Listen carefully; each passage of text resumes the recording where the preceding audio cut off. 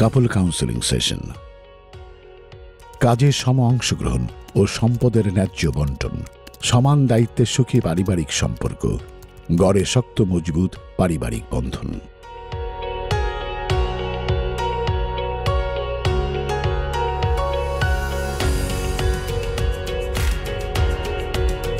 সেশনের মূল লক্ষ্য পারিবারিক শান্তি সমৃদ্ধি, কাজে সম অংশগ্রহণ ও সম্পদের ন্যায্য বন্টন এবং সুখী সম্পর্ক তৈরিতে নিজেদের দায়িত্ব কর্তব্য সম্পর্কে সচেতনতা তৈরি এবং প্রশিক্ষণার্থীদের নিজেদের করণীয় চিহ্নিত করা।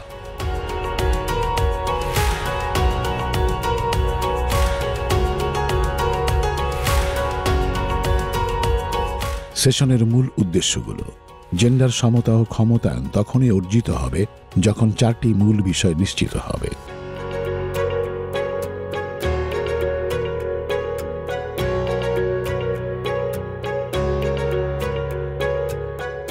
সূচনা ও সম্পর্ক গঠন। আসসালামু আলাইকুম, নমস্কার, আদাব। আমি মোহাম্মদ হাসানুজ্জামান। আমি RRF RMTPI প্রকল্পের ভ্যালু চেইন ফ্যাসিলিটেটর। আমি Mohammad Moniruzzaman, product and market development officer.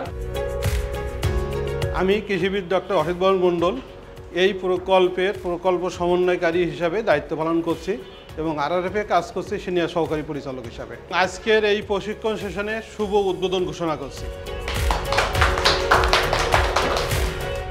শুরুতে আমরা জানতে পারব অংশগ্রহণকারী প্রত্যেক দম্পতির পরিচয়, নাম, বিয়ের বয়স কতদিন বা কত বছর, গ্রাম বা এলাকা, পছন্দের খাবার, শেষ কবে স্বামী বা স্ত্রীর কাছ থেকে উপহার পেয়েছেন। নমস্কার, আমার নাম পপি বক্সি।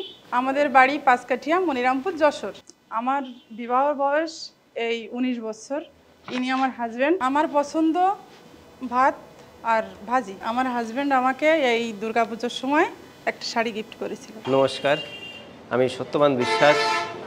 আমার বাড়ি রামসরা গ্রাম, সুন্দর ইউনিয়ন, অভয়নগর, যশোর। আমাদের বিবাহ হয়েছে 17 বছর। আমার প্রিয় খাবার খাসির মাংস, দই। এই দুর্গাপুজোতে আমার স্ত্রী আমাকে এই গেঞ্জিটা অষ্টমী পুজোর দিন উপহার দিয়েছিল। দুজনে মিলে বলি কথা, শুনি পরামর্শ, করি সহযোগিতা। এভাবেই চলি জীবনের পথ, একে অপরের প্রতি রেখে সহমর্মিতা। ধন্যবাদ সবাইকে। আপনাদের সাথে পরিচিত হতে পেরে ভালো লাগছে। পরিবারের বর্তমান বাস্তবতা তুলে ধরা। আমরা জেনে নেব বর্তমানে পরিবারের কোন কাজ কে করেন, কে কাপড় ধোয়ে, কে রান্না করে, কে মাসিক খরচের হিসাব রাখেন, কে সন্তানের যত্ন নেন, কে বাজার করেন।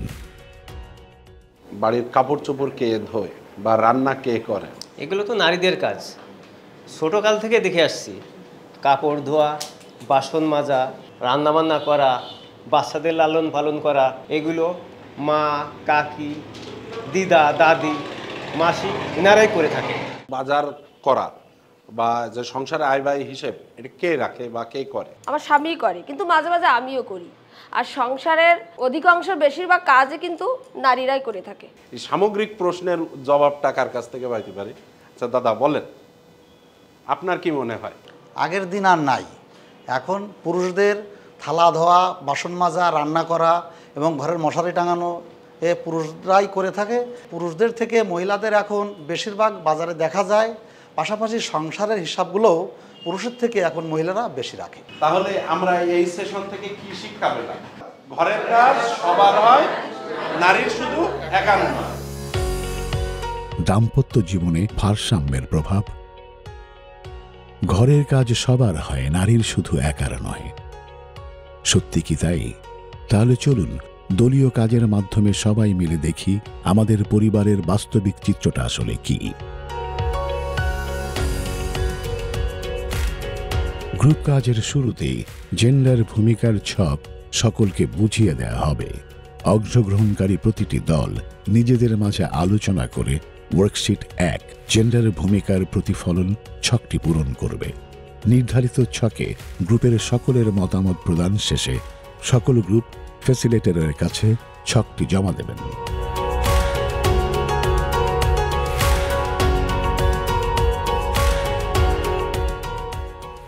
আমার স্ত্রীকে রান্নার কাজে এবং সহযোগিতা করায় স্ত্রী আমার প্রতি অনেকটা সহানুভূতি বাড়িয়ে দিয়েছে এবং সামনের দিনটা যাতে আমি সুন্দরভাবে এগোতে পারি তার জন্য সে আমার সবসময় পাশে থাকে। আমার স্বামী বাইরে অন্য কোনো কাজে গেলে আমি বাচ্চাদের স্কুলে নিয়ে যাই বা কেউ অসুস্থ হলে তার চিকিৎসার ব্যবস্থা করি। সংসারে খুঁটিনাটি কোনো জিনিসের প্রয়োজন হলে আমি বাজারে যাই।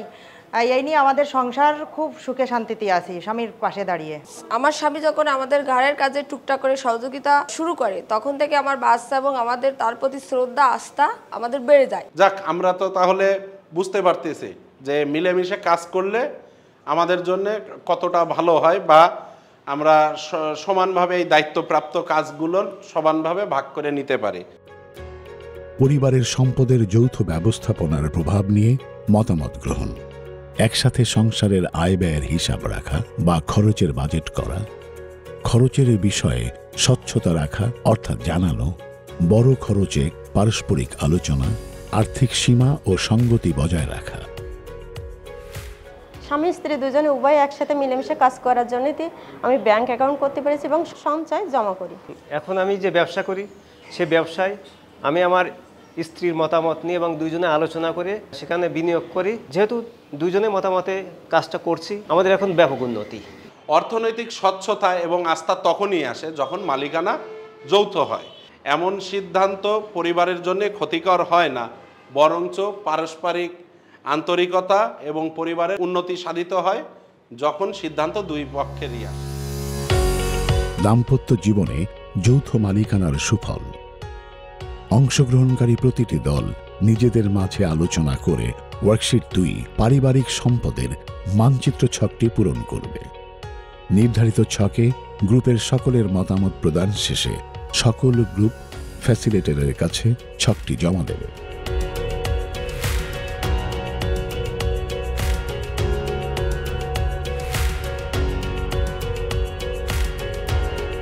জায়গা জমি টাকা পয়সা এটা মনে হয় আসলে প্রকৃত সম্পদ, আসলে তা না। আর এর থেকে প্রশিক্ষণ নেওয়ার পরে বাড়ি থেকে আমাদের একটা গার্মেন্টস আছে ওখান থেকে শুরু করেছিল, তারপরে একটা সুন্দর একটা ছোটো ধরনের একটা ক্যাব করেছে, সেখান থেকে সম্পদ মোটামুটি কিছু না কিছু অর্জন করতেছে। আরও সামনের দিকে দেখা যাচ্ছে তার যে চেষ্টা তার যে প্রচেষ্টা এখন সে সামনের দিকে আরও এগিয়ে যাবে। এখন আমাদের পারিবারিক ব্যবসা থেকে যা আয় হয় তা আমরা যৌথভাবে ব্যাংক অ্যাকাউন্টে রাখি এবং সঞ্চয় করি। আমার স্ত্রী ব্যবসার জন্য ট্রেড লাইসেন্স করছে, ব্যবসায় বিভিন্ন মতামতের জন্য আমার কাছ থেকে পরামর্শ নেন। ব্যবসায় যে লাভের অংশ সেটা নিয়ে যদি কোনো সম্পত্তি ক্রয় করা হয় তাহলে আমরা যৌথভাবে ক্রয় করব। যৌথ মালিকানা মানে শুধু যে খাতা কলমে নাম এটাই না, আমরা স্বামী স্ত্রী দুজনে মিলে একসাথে যে একটা উদ্যোগ নিয়ে একটা কফি হাউস চালাচ্ছি সেখান থেকে আমরা অবশ্যই লাভবান হচ্ছি এবং তিনি অবশ্যই আমার উপরে বিশ্বাস করে আমার উপরে আস্থা রেখে এই যৌথ মালিকানার এই ভিত্তিতে কাজ করে সামনের দিকে এগিয়ে যাচ্ছে। নারী ও পুরুষ যদি ন্যায্যভাবে সম্পদের অংশীদার ও মালিকানা অর্জন করে তবে তা নিজের, পরিবারের, বিশেষ করে সন্তানদের ভবিষ্যৎ নিশ্চয়তা বৃদ্ধি পায়।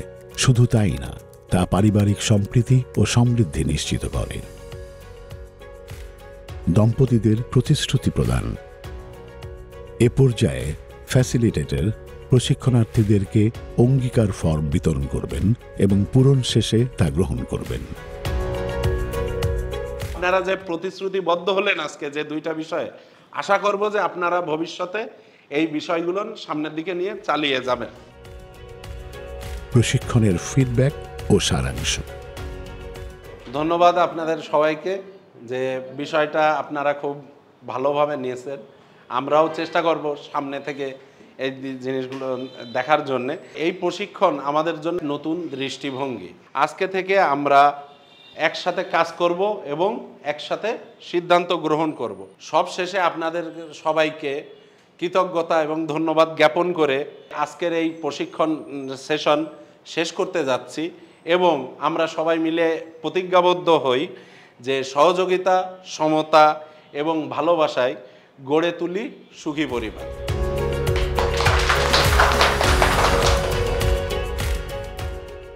প্রশিক্ষণ ফিডব্যাক। প্রশিক্ষণ নিয়ে জেন্ডার ও পরিবেশ সম্পর্কে অনেক কিছু জানতে পেরেছি। এখন আমি পরিবারের সিদ্ধান্ত নিতে পারি এবং সমাজের লোকজন আমাদের সম্মান করে। আরআরএফের সহযোগিতায় আমি এতদূর আসতে পারছি। আরআরএফের থেকে বিভিন্ন জায়গায় ট্রেনিং হয়, আমরা শিখেছি নারী পুরুষ আমরা একসাথে মাছ চাষ করতে পারবো। আমি এখন প্রশিক্ষণ নিয়ে জেন্ডার ও পরিবেশ নিয়ে অনেক কিছু জানতে পারছি। সহযোগিতা, সমতা এবং ভালোবাসায় গড়ে তুলি সুখী পরিবার।